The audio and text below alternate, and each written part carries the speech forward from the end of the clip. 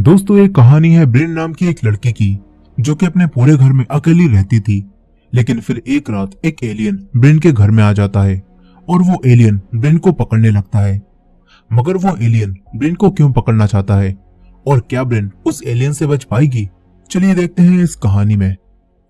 तो कहानी की शुरुआत में हम जंगलों के बीच बने एक घर में ब्रिन को देखते हैं। ब्रिन इस पूरे घर में अकेली रहती है और उसका घर भी टाउन से बाहर बना है।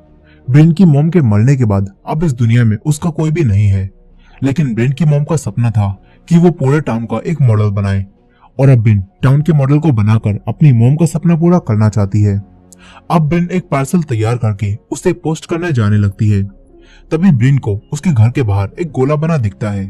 ब्रिन को समझ नहीं आता कि ये गोला यहाँ कैसे बना, लेकिन ब्रिन इस बात पर खास ध्यान नहीं देती और उस जगह पर पानी डालती है और अपनी गाड़ी में आकर बैठ जाती है। ब्रिन स्माइल करने की कोशिश करती है। इसके बाद वो शहर की तरफ जाने लगती है। इसी दौरान उसे अपने टाउन का एक लड़का दिखता है। ब्रिन उस लड़की को पसंद करती है। ब्रिन एक स्माइल के साथ उसे हाई करती है, लेकिन वो लड़का ब्रिन को जवाब दिए बगैर ही अपना मुंह मोड़ लेता है। यहाँ हमें पता चलता है कि किसी वजह से टाउन का कोई भी इंसान ब्रिन को पसंद नहीं करता। अब ब्रिन टाउन में आकर अपने पार्सल को पोस्ट करती है। इसके बाद ब्रिन अपनी मॉम की कब्र के पास जाकर बैठ जाती है। ब्रिन काफी उदास थी। तभी उसे टाउन के कुछ लोग दिखते हैं, इसीलिए ब्रिन तुरंत यहाँ से जाने लगती है। ब्रिन उन लोगों को भी हाई करती है, लेकिन कोई भी ब्रिन को जवाब नहीं देता। तभी रास्ते में ब्रिन को एक पुलिस ऑफिसर अपनी वाइफ के साथ दिखते हैं, जो कि असल में ब्रिन की एक फ्रेंड मॉड के मॉम डैड थे। मगर ब्रिन उन्हें देखते ही छुप जाती है और जब वो यहाँ से चले जाते हैं तो ब्रिन चैन की सांस लेती है। इसके बाद ब्रिन अपने घर वापस आकर अपनी दोस्त मॉड को लेटर लिखती है और उसे बताती है कि मैंने आज तुम्हारे मॉम डैड को देखा। अब तभी यहाँ पर एक मेलमैन आता है। वो ब्रिन के लिए एक पार्सल लाया था, लेकिन वो भी उस पार्सल को बाहर ही फेंक कर यहाँ से चला जाता है। ब्रिन उस पार्सल को उठाकर लाती है और अपने घर में आकर एक गाना चलाती है और अकेले ही डांस करने लगती है। उस पार्सल में स्कूल का एक मॉडल था, जिसे ब्रिन अपने टाउन के मॉडल में रख देती है। इसके बाद ब्रिन अपने रोज के काम करने लगती है। इसी दौरान हम देखते हैं कि ब्रिन बहुत अकेली है। हालांकि वो अकेली नहीं रहना चाहती, लेकिन पास्ट में कुछ ऐसा हुआ है जिससे पूरे टाउन के लोग उसे पसंद नहीं करते और इसी वजह से ब्रिन टाउन से बाहर जंगलों के बीच रहती है। अब ब्रिन अपनी दोस्त मॉड को याद करती है और उसी लेटर में लिखती है कि यकीन नहीं होता कि 10 साल बीत चुके हैं, लेकिन आज भी मैं खुद को माफ नहीं कर पाऊंगी। यहाँ हमें समझ नहीं आता कि आखिर मॉड के साथ क्या हुआ है, लेकिन इस सवाल का जवाब हमें आगे मिलेगा। खैर, इसके बाद रात हो जाती है और ब्रिन लाइट्स ऑफ करके सो जाती है। मगर रात में अचानक से लाइट्स खुद ही ऑन हो जाती हैं। घर में एक गाना बजने लगता है। इसके बाद सारी लाइट्स दोबारा से ऑफ हो जाती हैं। तभी बाहर से कुछ गिरने की आवाज आती है, जिससे ब्रिन की आंख खुल जाती है। ब्रिन देखती है कि कोई डस्टबिन के अंदर के कचरे को बाहर फैला रहा है।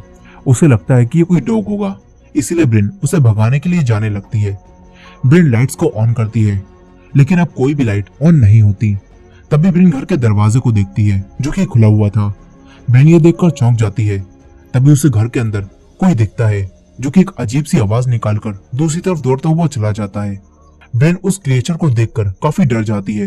तभी वो क्रिएचर ब्रिन को देख लेता है। ब्रिन अपने रूम की तरफ भागती है। वो क्रिएचर ब्रिन के पीछे भागते हुआ आता है। ब्रिन अपने रूम में बेड के पीछे छुप जाती है। तभी वो क्रिएचर इसी रूम में आ जाता है। ब्रिन काफी डरी हुई थी। वो धीरे धीरे बेड के नीचे जाने लगती है।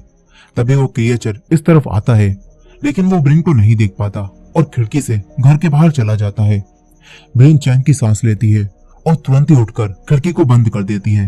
अब ब्रिन एक हथियार लेकर नीचे की तरफ जाती है और तुरंत ही घर के दरवाजे को बंद कर देती है, ताकि क्रिएचर दोबारा अंदर ना आ पाए। लेकिन तभी इस घर की सारी इलेक्ट्रॉनिक चीजें खुद ही ऑन हो जाती हैं। ब्रिन तुरंत ही सारी चीजों को बंद करती है, ताकि क्रिएचर उनकी आवाज सुनकर दोबारा अंदर ना आ पाए। इसके बाद ब्रिन फोन के पास जाकर मदद के लिए कॉल करती है, लेकिन एक अजीब सी आवाज से खिड़की का ग्लास टूट जाता है और इलेक्ट्रॉनिक चीजें खुद ही चलने लगती हैं। तभी ब्रिन भागती है, लेकिन उसे वही क्रिएचर दिखता है, जो कि घर के अंदर आ चुका था। ब्रिन बचकर भागती है और एक जगह पर आकर छुप जाती है, लेकिन वो क्रिएचर भी यहीं आ जाता है। वो ब्रिन को देख लेता है। क्रिएचर ब्रिन के पास आ जाता है। तभी ब्रिन उस पर हमला करके यहाँ से भागती है, लेकिन वो क्रिएचर अपनी टेलीकिनेसिस पावर से दरवाजा तोड़कर ब्रिन के मार देता है। ब्रिन वहीं गिर जाती है, लेकिन ब्रिन बचकर दूसरे रूम में जाने लगती है। मगर वो क्रिएचर यहाँ आकर ब्रेन को देख लेता है। वो ब्रेन के बनाए उसी टाउन के मॉडल को तोड़ देता है और ब्रेन को अपनी तरफ खींचने लगता है। तभी ब्रेन एक नुकीली चीज उठा लेती है। इसके बाद जब वो क्रिएचर ब्रेन को अपने पास लाता है तो तभी ब्रेन उसके दिमाग में वही नुकीली चीज घुसा देती है, जिससे वो क्रिएचर यहीं मरकर गिर जाता है। ब्रेन भागकर दूर बैठ जाती है। ब्रेन काफी डरी हुई थी और वो सुबह तक उसी जगह पर बैठी रहती है। ब्रेन सुबह उठकर उस क्रिएचर को देखती है तो वो क्रिएचर एक एलियन जैसा दिखता है, लेकिन वो एलियन पूरी तरह से मर चुका था। इसीलिए ब्रेन उस पर एक कपड़ा डाल देती है।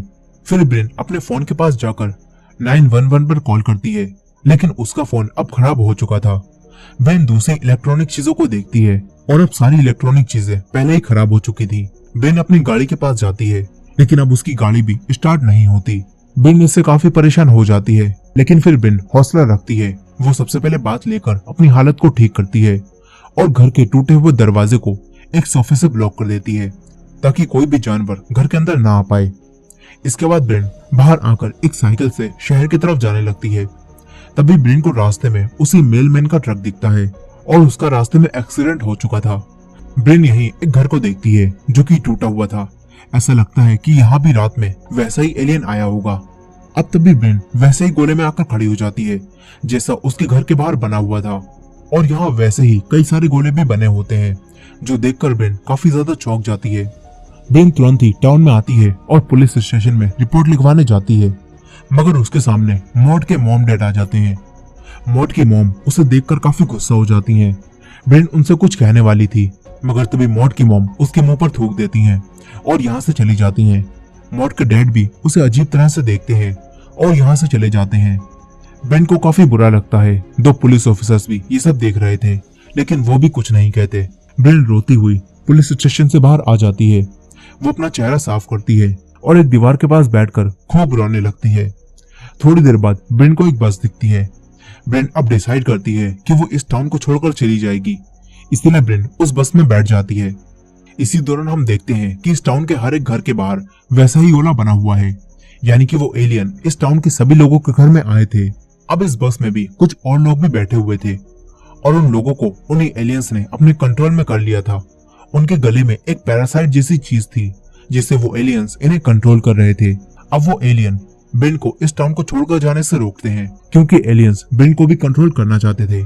यहाँ वो आदमी ब्रेन पर हमला कर देता है। ब्रेन उसे धक्का देकर बचने की कोशिश करती है। तभी एक लड़की भी ब्रेन को पकड़ने लगती है। ब्रेन ये सब देखकर समझ जाती है कि इन लोगों को उसी एलियन के साथियों ने अपने कंट्रोल में कर लिया है। ब्रेन उनसे बचती है।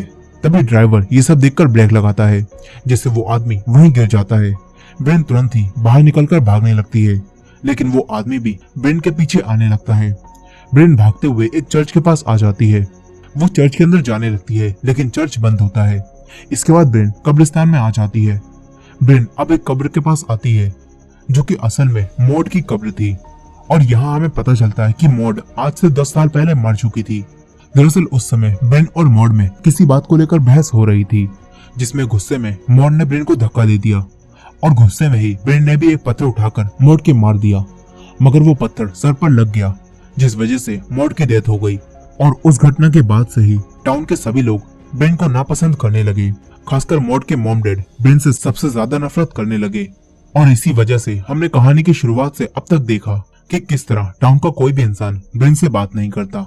अब ब्रेन अपने दोस्त मॉड की कब्र के पास खड़ी होकर उसे याद कर रही थी। तभी उसे आसमान में काले बादल दिखते हैं, जिनके अंदर असल में एलियंस की स्पेसशिप थी और एलियंस ब्रेन को पकड़ने आ रहे थे। यह देखकर ब्रेन यहाँ से भागती है। वो एलियन की स्पेसशिप काले बादलों में छुपकर ब्रेन के पीछे आ रही थी। ब्रेन भागते हुए एक घर के पास आ जाती है। तभी वो टाउन के कुछ लोगों को वहां देखती है, जो कि अपने हाथ आसमान की तरफ करके खड़े हुए थे, और इन लोगों को भी एलियंस ने अपने कंट्रोल में कर लिया था। ब्रेन इन्हें देखकर भागती है और अपने घर में आ जाती है। उसके घर में अभी उसी एलियन की डेड बॉडी पड़ी हुई थी, लेकिन ब्रेन देखती है कि एलियन के मुंह से कोई चीज बाहर निकल कर गई है और फर्श पर उसके निशान बने हुए हैं।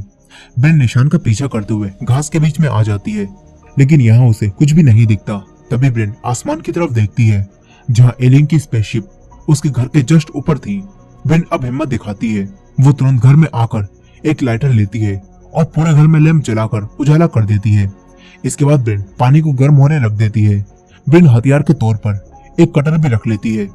ब्रिन सारी खिड़कियों को बंद करती है और दरवाजे के सामने एक कपड़ा लगाकर उसमें कीलें ठोक देती है।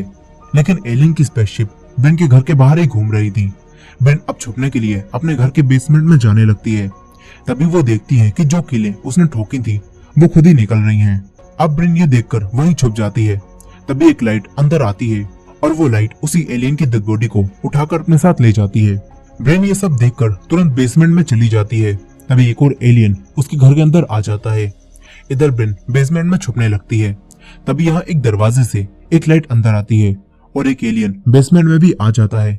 ब्रिन उस एलियन से छुपने लगती है और एक कैंची उठा लेती है। वो एक टेबल के नीचे आती है, लेकिन वो एलियन ब्रिन के सामने आ जाता है। ब्रिन बचकर दूसरी तरफ जाती है और एलियन को कैंची दिखाकर डराने की कोशिश करती है, मगर वो एलियन अपने टेलेकिनेसिस पावर से कैंची को दूर फेंक देता है। इसके बाद वो एलियन ब्रिन के हाथों से एक फोटो छीनता है, जो कि ब्रिन और मॉड की बचपन की फोटो थी।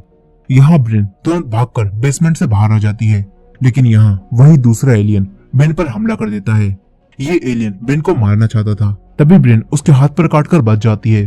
ब्रिन तुरंत ही गर्म होते हुए पानी के पास जाती है और खोलते हुए पानी को उस एलियन के ऊपर डालने लगती है, लेकिन खोलते हुए पानी से भी उस एलियन को ज्यादा फर्क नहीं पड़ता।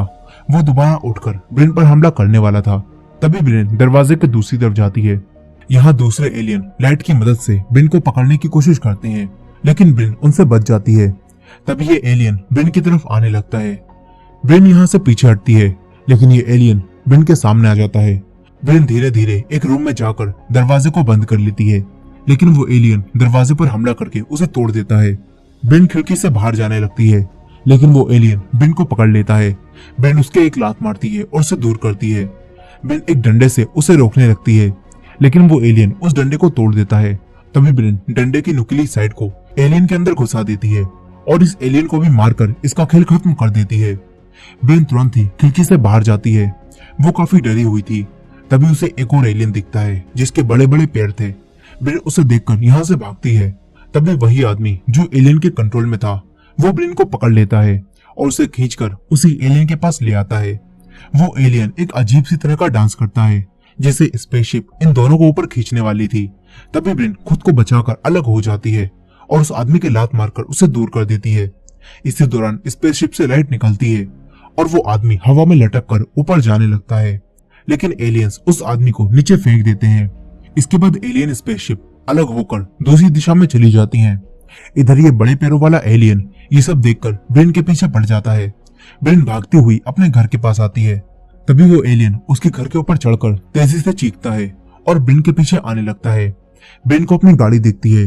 वो गाड़ी के दूसरी तरफ आ जाती है और वो एलियन गाड़ी के अंदर फंस जाता है। एलियन के एक पैर की वजह से नीचे की गाड़ी टूट जाती है और ऑयल नीचे गिरने लगता है। ये देखकर ब्रिन अपना लाइटर निकालती है और गाड़ी में आग लगा देती है, जिसके बाद गाड़ी में एक धमाका होता है और वो एलियन भी गाड़ी के साथ जलकर मर जाता है। ब्रिन की जान बच जाती है। तभी स्पेसशिप के अंदर से लाइट बाहर आती है। ब्रिन तुरंत ही लाइट से बचते हुए अपने घर के एक रूम में आ जाती है, लेकिन अब यहाँ पर वही एलियन आता है जो बेसमेंट में ब्रिन के साथ था। वो दरवाजा खोलकर रूम के अंदर आ जाता है। ब्रिन यहाँ छुप जाती है। इस रूम में ब्रिन के वो सभी लेटर थे जो मॉड के मरने के बाद उसने मॉड को लिखे थे, और यहाँ ब्रिन और मॉड की कई सारी फोटोज भी थी। ये एलियन उन सभी चीजों को देखने लगता है।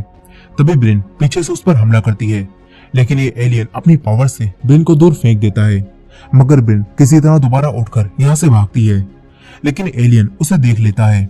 वो ब्रिन के पीछे आने लगता है। इधर ब्रिन एक रूम में आ जाती है, मगर तभी रूम के अंदर एक रेड लाइट आती है, जिससे ब्रिन वहीं फ्रीज हो जाती है और रूम की छत से चिपक जाती है। ब्रिन अपने हाथ पैर नहीं हिला पाती। इसके बाद वही एलियन यहाँ आता है और उड़कर ब्रिन के सामने आ जाता है। फिर इस एलियन के मुंह से वही पैरासाइट निकलता है, जिसे एलियंस ने बाकी लोगों को कंट्रोल कर रखा था। अब ये पैरासाइट ब्रिन की तरफ बढ़ता है और उसके मुंह में चला जाता है। ब्रिन कुछ भी नहीं कर पाती। तभी उसकी आंख खुलती है और उसे लगता है कि अब तक जो कुछ भी उसके साथ हो रहा था वो सब बस एक सपना था। ब्रिन अब खुश हो जाती है, लेकिन हकीकत में ये सब हेलुसिनेशन थे और उस पैरासाइट ने ब्रिन के दिमाग को काबू करके ब्रिन को उसकी यादों में भेज दिया होता है। यहाँ इन हेलुसिनेशन में ब्रिन के सामने उसकी दोस्त मॉड आती है, जो कि यहाँ मरी नहीं थी बल्कि जिंदा थी। ब्रिन उसे देखकर खुश हो जाती है और उससे कहती है कि मुझे माफ कर दो। और यही डायलॉग इस फिल्म का पहला और एक आखिरी डायलॉग है। और यही इस मूवी की खास बात है, क्योंकि इस मूवी का पूरा रन टाइम 93 मिनट्स है और इस मूवी में सिर्फ यही एक डायलॉग बोला गया है। आप इस वीडियो को शुरू से दोबारा से देख सकते हैं और शुरू से लेकर अब तक ब्रिन ने कुछ भी नहीं कहा और ना ही किसी और ने कुछ कहा। खैर यहाँ ब्रिन मॉड को देखकर उससे माफी मांगती है। तभी वो समझ जाती है कि ये सब हेलुसिनेशन है, इसलिए ब्रिन अपने हलक में हाथ डालकर उस पैरासाइट को बाहर निकाल देती है। ब्रिन असली दुनिया में आ जाती है और अपने आप को घर से बाहर पाती है। वो इस पैरासाइट को खत्म करने की कोशिश करती है, लेकिन ये पैरासाइट बच जाता है और तभी एलियन स्पेसशिप यहाँ आती है, जिससे एक लाइट बाहर आती है और उस लाइट से इस पैरासाइट को एक नया शरीर मिल जाता है। अब ब्रिन ये सब देखकर यहाँ से भागती है। इसी दौरान हम देखते हैं कि इस पूरे टाउन में एलियंस लोगों को अपने कंट्रोल में कर रहे हैं। अब यहाँ ब्रिन बचते हुए जंगलों में आ जाती है। तभी अचानक से ब्रिन के सामने उसके जैसी ही ब्रिन आती है, मगर असल में वो एलियन थी। अब वो एलियन ब्रिन असली ब्रिन के चाकू मार देती है, लेकिन असली ब्रिन उसी कटर की मदद से इस एलियन को भी मार देती है। असली ब्रिन बचकर आगे जाती है, लेकिन तभी उसके सामने फिर से वही बड़े पैरों वाला एलियन आ जाता है और तभी एलियन स्पेसशिप ब्रिन को ऊपर खींच लेती है। अब ब्रिन एलियंस के कब्जे में आ चुकी थी। सारे एलियंस ब्रिन को घेरकर खड़े हो जाते हैं। फिर एलियंस अपने हाथ से ब्रिन की यादों को देखने लगते हैं और ब्रिन को भी अपनी पुरानी यादें दिखने लगती हैं। यहाँ ब्रिन अपने आप को अपनी मॉम के साथ देखती है। फिर उसे अपना वो पल याद आता है जब उसकी मॉड के साथ लड़ाई हो रही थी और वो मॉड को पत्थर मार रही थी।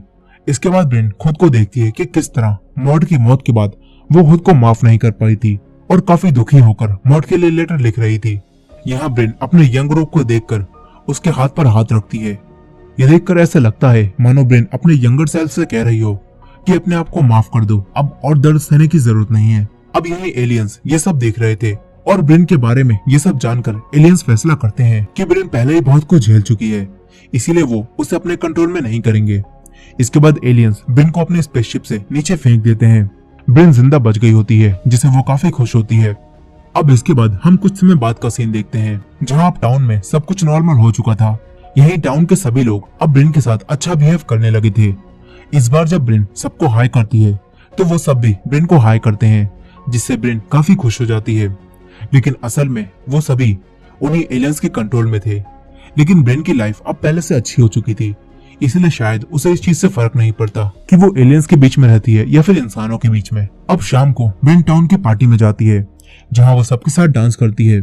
इसी दौरान हम आसमान में उन्हें एलियंस की स्पेसशिप को देखते हैं और इसी एंडिंग के साथ ये कहानी यहीं खत्म हो जाती है। दोस्तों, इस कहानी के एंडिंग के कई मतलब हो सकते हैं, लेकिन मेरी थ्योरी के हिसाब से तो एलियंस ने इस टाउन के सभी लोगों को अपने कंट्रोल में कर लिया होगा और ब्रिन एलियंस के बीच में खुशी से इसलिए रहने लगी होगी क्योंकि उसके लिए तो एलियंस वही सब लोग थे जो उसे कभी पसंद ही नहीं करते थे, न उससे बोलते थे और न ही ब्रिन उनके बीच में खुश थी।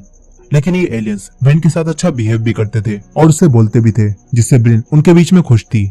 यहाँ ब्रिन ने इस मूवी के टाइटल यानी कि no one will save you को भी जस्टिफाई कर दिया था, यानी कि ब्रिन ने एलियन से अपने आप को अकेले ही बचाया और अपने पास्ट से भी आखिरकार खुद ही मूव ऑन कर लिया। खैर, आपको क्या लगता है? अपनी थ्योरीज कमेंट में बताना मत भूलेगा और ये वीडियो पसंद आई हो तो इस वीडियो को लाइक करके हमारे चैनल वॉच मिस्ट्री हिंदी को सब्सक्राइब कर लीजिए। मिलते हैं नेक्स्ट वीडियो में।